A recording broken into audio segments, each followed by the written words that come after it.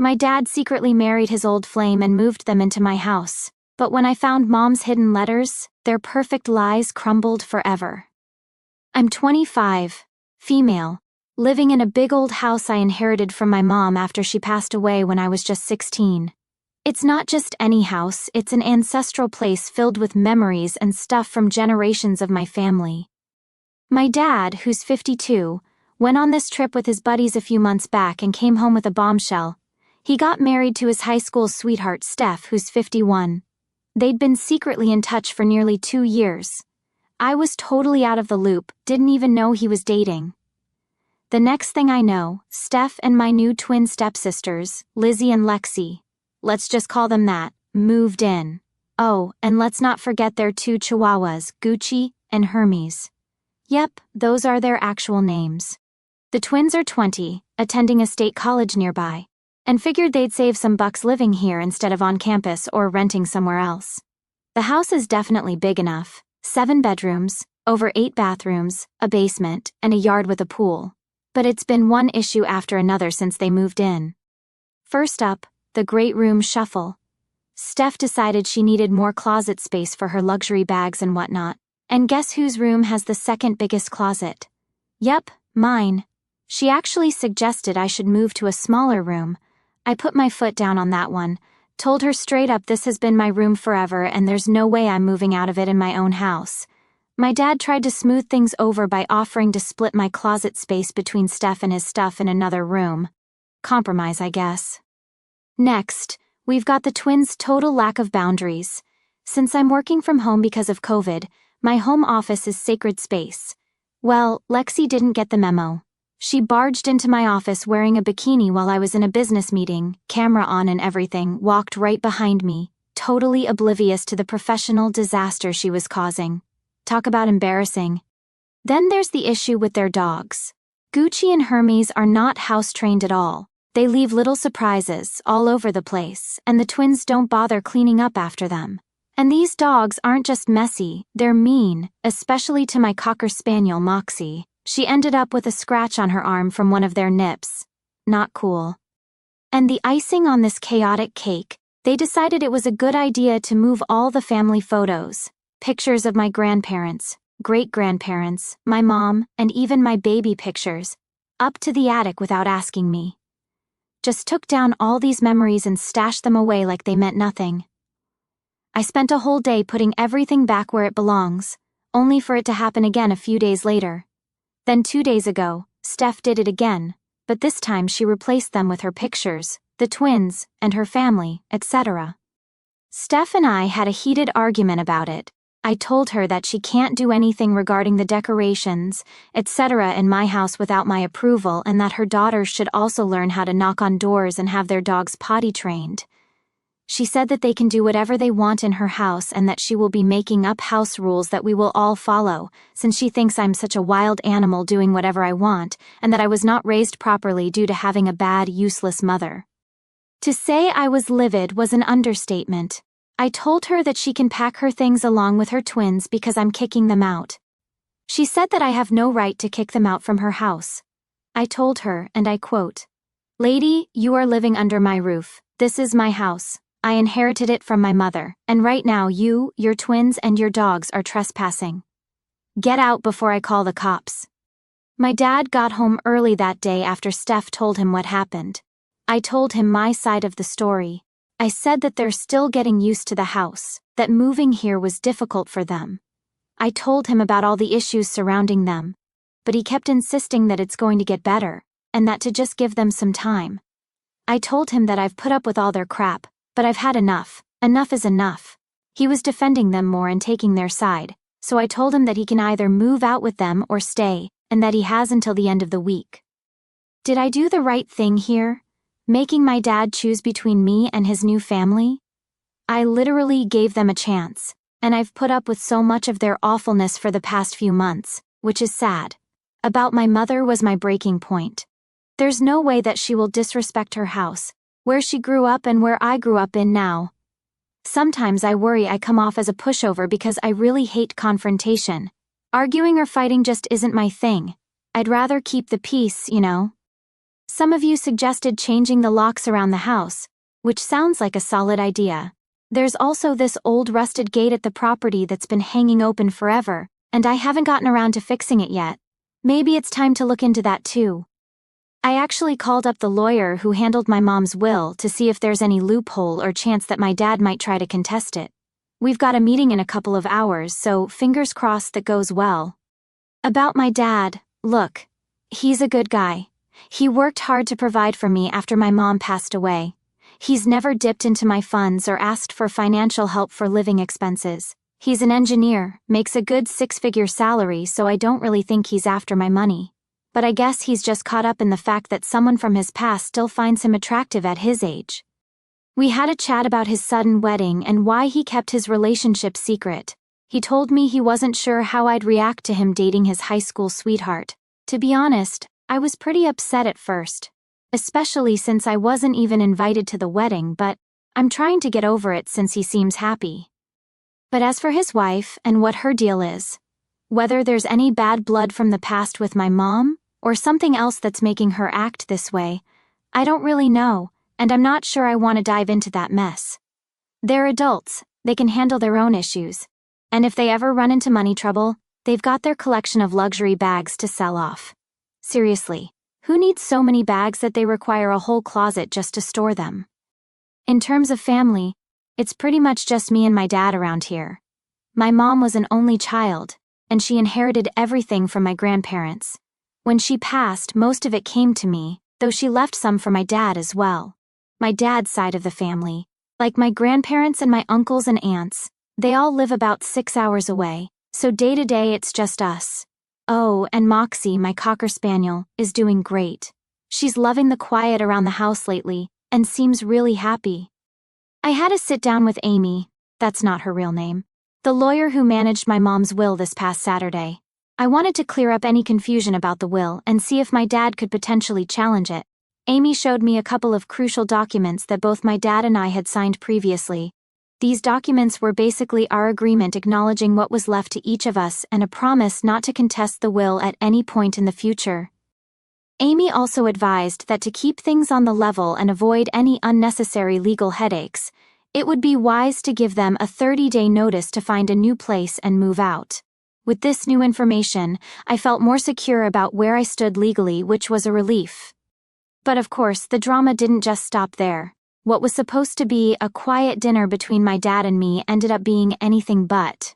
Instead of the private chat I had envisioned, Steph and the twins decided it was the perfect time to join us, turning the whole evening into a much bigger affair than planned. During dinner, I decided to lay everything out on the table. I explained that I had spoken to Amy and brought up the details about the house and other related legal matters. I mentioned that they had 30 days to sort themselves out and find another place to live. Steph immediately tried to jump in and object. She seemed ready to argue her point, thinking maybe she could persuade me to change my mind. I wasn't in the mood to drag this out any longer than necessary, so I cut that short. I told her plainly that some issues can't be fixed just by talking or going to family therapy and that sometimes space is what's needed to sort things out. She suggested that maybe we just needed more time to get to know each other, but honestly, from everything that's happened since they moved in, it's clear they only act like family when they need something from me. I've had enough of the passive-aggressive maneuvers and the manipulative tactics. So I straight up asked my dad what his plans were. Was he going to move out with them, or did he want to stay? He seemed taken aback and asked if I was kicking him out. I clarified that I wasn't kicking him out. He was free to stay if he wanted, but that I wouldn't be maintaining contact if he chose to leave with Steph and the twins. Steph then chimed in, playing the victim, asking why I was kicking them out of their house. I had to explain again that this house was mine, inherited from my mom. It seemed to surprise her. Maybe she had convinced herself that we were living in a house that belonged to my dad. Lexi brought up another issue. She complained about the timing of the move, pointing out that they were in the middle of finishing up their spring semester, and that finals were just weeks away. I sympathized but remained firm. I responded with a slight smile. Well, you better start looking for a place soon then. Yesterday, Easter Sunday, I decided to throw a little get-together at my place. I invited my boyfriend and his family along with my two best friends to come over and celebrate the day. My dad has been trying to get in touch, asking me to spend the day with him instead, but honestly, the only family I feel like I have right now are my friends and my boyfriend's family. We had a really good time, did an egg hunt, played some fun games and had a big dinner which felt super cozy and was something I hadn't enjoyed in a long time. Now on to the house stuff. I've been busy documenting everything in the house that's worth over $500. I had some friends come over to help with that, making sure we got everything listed just right. I've changed all the locks on the doors, and the only other person who has a copy of the key is my boyfriend. I know my dad doesn't really approve of him because he's from a middle-class background, but that's his problem, not mine. I also went ahead and had a professional come in to install a full security system around the house and property. It feels good to have that extra layer of safety. Plus, I've got an appointment set up to talk to someone about getting the fences and gate fixed up and more secure. I haven't really touched the fund my mom left for me since I started college. It was meant to help with tuition, dorm fees, and other expenses, but given the current situation, I felt it was necessary to dip into it. All the important family pictures and portraits are now safely stored away, and I've put all the smaller valuables in a safety deposit box. I also made sure all critical documents are secured in a water and fireproof safe that needs both a key and a passcode to open, which I'm keeping in my room. I'm really trying to take all the precautions and follow the advice you guys have been giving me in the comments on my previous posts. Thank you so much for all the help. It means a lot, especially now.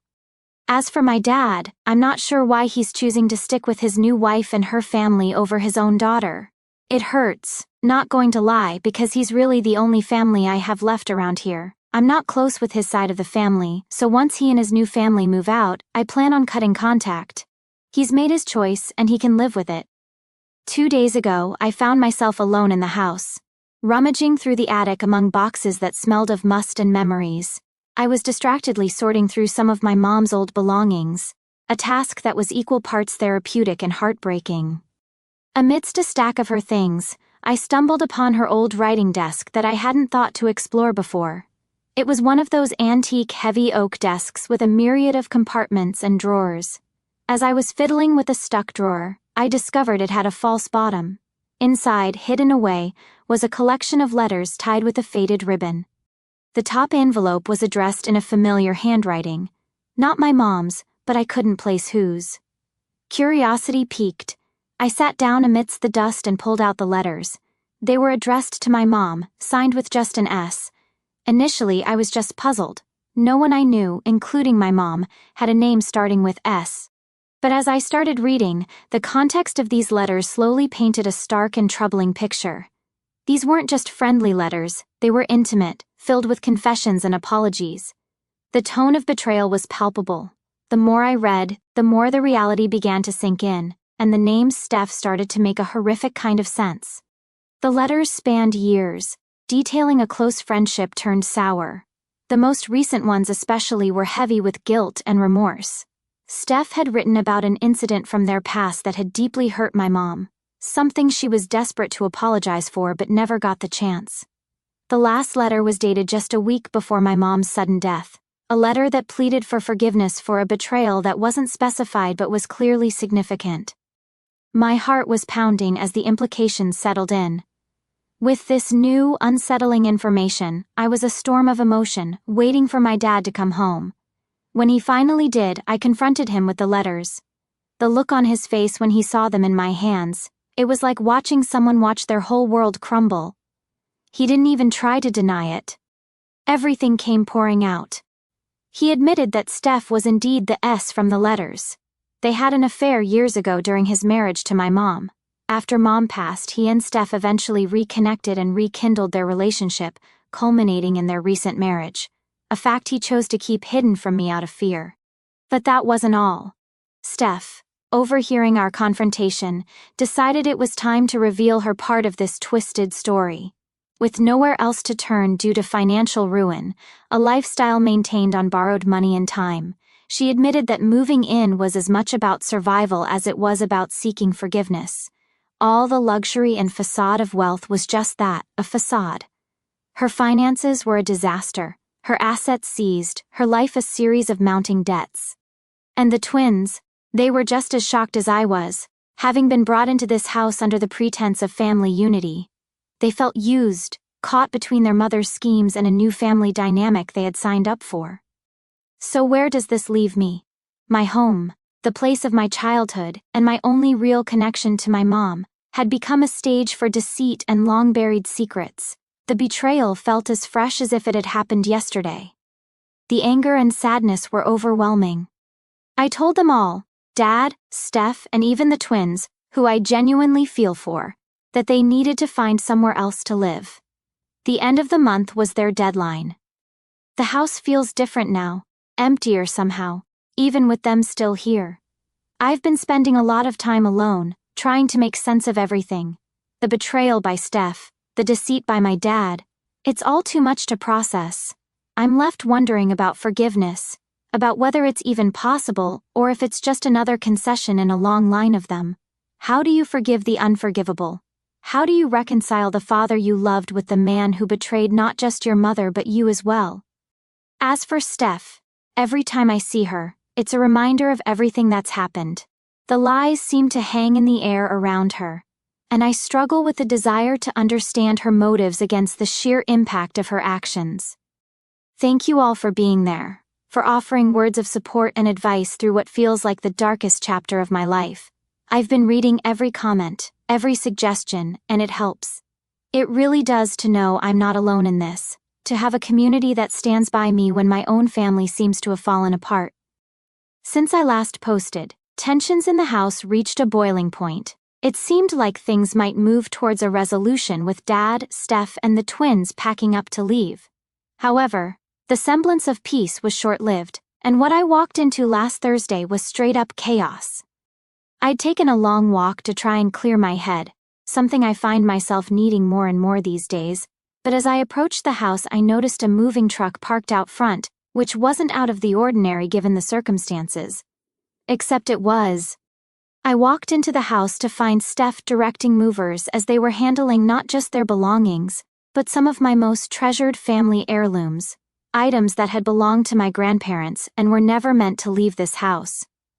I immediately confronted Steph, and her response was like a slap in the face. She claimed they were entitled to take part of the furnishings as compensation for having to relocate.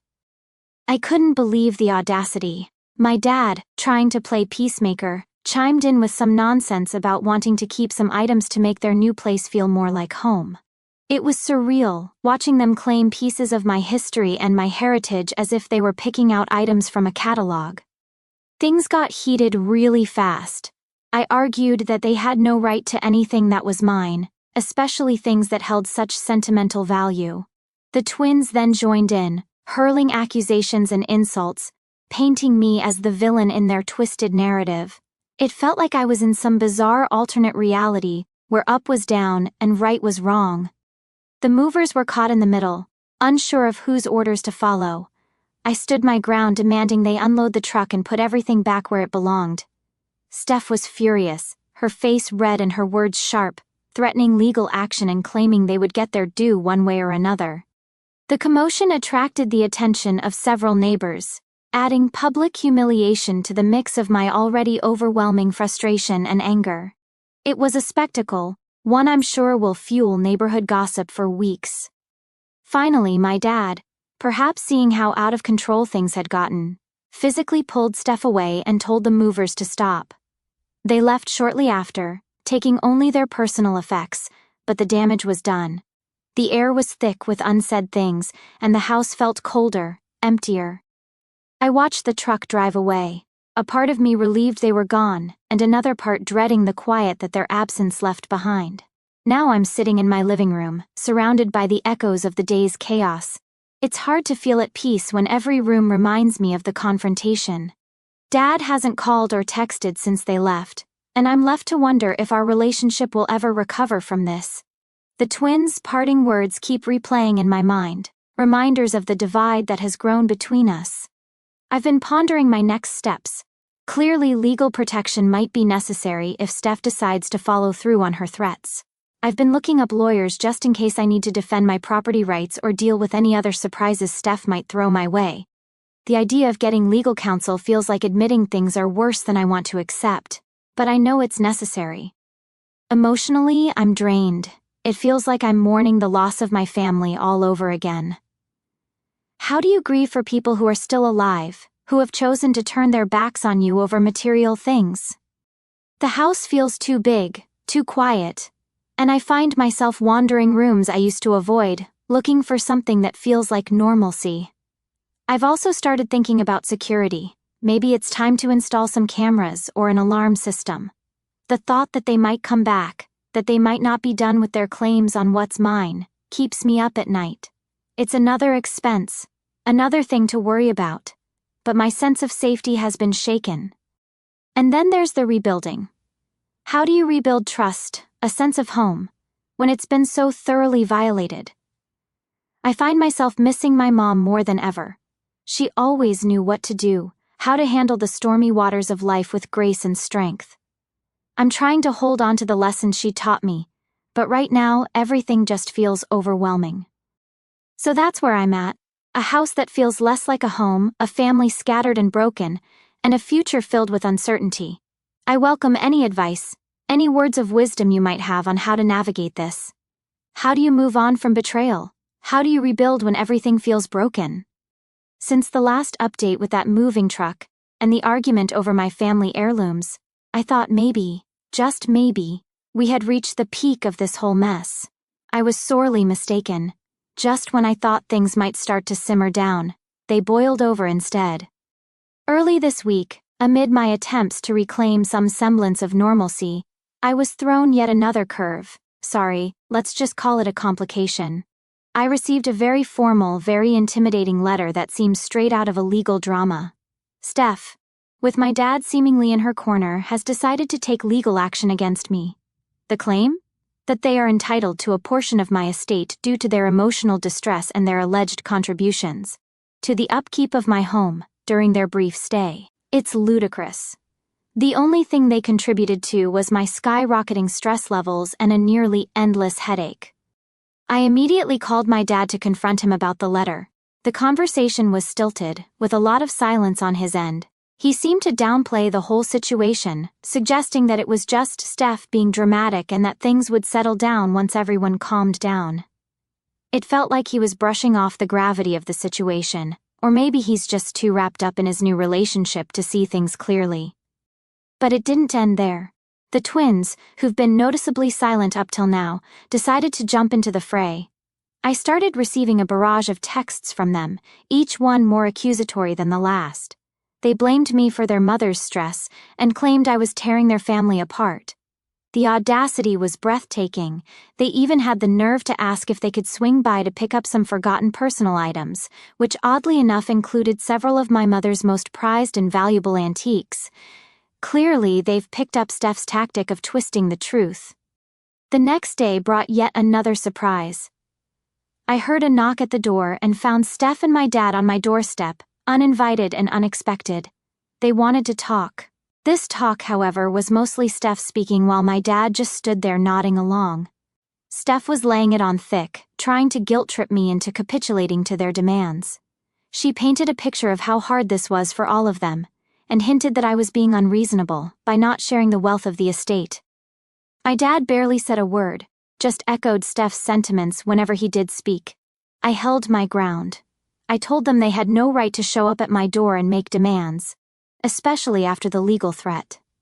Steph's response was a mix of anger and more threats about what their lawyer would do. The confrontation escalated until I finally warned them that I would call the police if they didn't leave. Watching them go, I felt a mix of relief and a deep, unsettling dread. This was my father, and yet I felt like I was looking at a stranger. Now I find myself in a position where I need to seek legal counsel, a step I never imagined taking against my own family. But Steph's aggression and the potential legal ramifications of her claims are things I can't just ignore. It's draining, this constant state of defense, and it's turning my home into a battleground rather than a sanctuary. Amid all this chaos, I've been trying to find moments of peace. I spend evenings trying to lose myself in books, which offer a temporary escape from the stress. Calls with friends act as a lifeline, a reminder that there is life outside this storm. Yet the reality is that every knock on the door sends a jolt of anxiety through me. Every call from an unknown number leaves me bracing for more bad news. I've been reflecting a lot on how things got to this point. It's clear that whatever relationship I had with my dad is fundamentally altered, perhaps irrevocably. The man who raised me, who was once my hero, now seems to have prioritized his relationship with Steph over his own daughter. It's a bitter pill to swallow, and I'm left navigating feelings of betrayal alongside the legal complexities of their demands. This situation has also forced me to reckon with the notion of family and inheritance. The home I loved, filled with memories of my mother and generations past, has become a contested space, a piece of property over which a legal battle is being waged. It's a stark reminder that sometimes family conflicts can transcend personal disagreements and venture into the realm of legal disputes. Where Steph and my dad were pushing hard with their legal threats, claiming they deserved a part of my mom's estate, things took a dramatic turn in the courtroom. The judge, thankfully, saw right through the absurdity of their claims and dismissed the case outright. It was a huge relief to have the legal system validate what I'd been feeling all along, that their claims were completely unfounded and just plain ridiculous. You'd think that would be the end of it, right? Well, not exactly. Life had more surprises in store. Fast forward 2 months. Things had started to quiet down, and I was beginning to think maybe I could finally move on and start healing from all the family drama. That's when I got the shock of my life. Out of nowhere, my dad shows up at my doorstep, but he wasn't just visiting. He had all his stuff with him. Bags, suitcases, you name it. I was totally taken aback, standing there looking at him with all his belongings. I couldn't help but feel a mix of confusion and concern. I asked him straight up what happened. He looked defeated, more so than I've ever seen him before. He told me that he and Steph were getting a divorce. It turns out Steph had been cheating on him. He caught her red-handed, and when he confronted her, she kicked him out of their house. The irony wasn't lost on me, given all that had transpired. But seeing him this broken was still a shock. My dad standing there seemed like a shadow of the man he used to be. He was apologetic, almost meek. He said he had nowhere else to go and asked if he could stay with me temporarily. I won't lie. Part of me wanted to shut the door in his face for all the pain he'd caused, but another part, maybe the part that still remembered him as my dad before all this mess, felt sympathy for him. I let him in. We had a long, hard talk that first night. He opened up about everything, how things went downhill with Steph after their honeymoon phase, how he felt trapped in a marriage that was based more on convenience and Steph's manipulation than actual love. He was full of regrets, especially about how he had handled things with me and the estate. Hearing all this was a lot to process. On one hand, I felt validated that Steph's true colors were finally clear to him too. On the other hand, I was angry and hurt that it took this for him to see what I'd been dealing with all along. The house feels different with him here. There's an awkwardness, a tension that lingers in the air. We're both trying to navigate this new dynamic, figuring out how to move forward. I've set some ground rules about his stay, emphasizing that this is temporary. I'm also insisting that we go to family therapy if we're going to have any sort of relationship moving forward. We need professional help to unpack all the hurt and betrayal. It's weird, you know. Part of me is cautious, waiting for the other shoe to drop, wondering if this is just another one of life's cruel jokes. But another part of me hopes that maybe this is a second chance for us to fix things, to rebuild something out of the wreckage of our past. Meanwhile, the practical side of me is busy too. I've been talking to lawyers to make sure that all legal aspects of the dismissed case are wrapped up and that there are no loose ends that could come back to haunt us. I'm also looking into how to protect myself and the estate should any more surprises pop up. So that's where I am now, trying to find a balance between caution and hope, between guarding my heart and opening it just enough to let in some healing. It's not easy, and I'm taking it one day at a time.